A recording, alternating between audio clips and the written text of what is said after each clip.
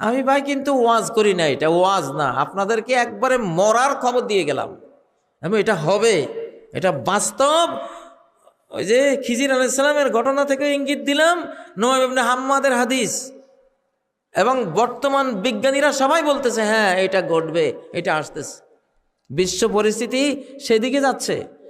এবং 2025-এই Samsung cartoon আছে, ওরা বলতেছে পাক ভারত যুদ্ধ লেগে যাবে, পারমাণবিক যুদ্ধ, 2025। এবং কোরআন হাদিস ঘেটে দেখা যাচ্ছে ওই দিকেই ঘটনা যাচ্ছে।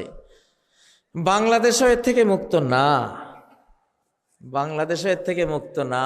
ভারত কাশ্মীর হারিয়ে ফেলবে, কারণ পাকিস্তান, আফগানিস্তান সহ গোটা মুসলিম শক্তি কাশ্মীর কেড়ে নেবে ওর থেকে। তখন সে বাংলাদেশের উপর ঝাঁপাই পড়বে নিরুপায় হয়ে, তারও বাঁচার উপায় নেই। সে করবে এটা, সে তো ষড়যন্ত্রকারী।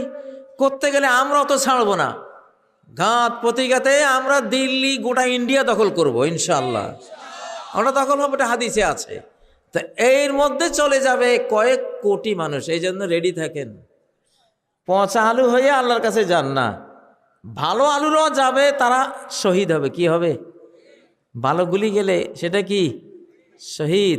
আল্লাহ তাদেরকে বাছাই করে নিয়ে যান, অসুবিধা নাই। আমরা তো নিজেকে বিক্রি করে দিয়েছি আল্লাহর কাছে।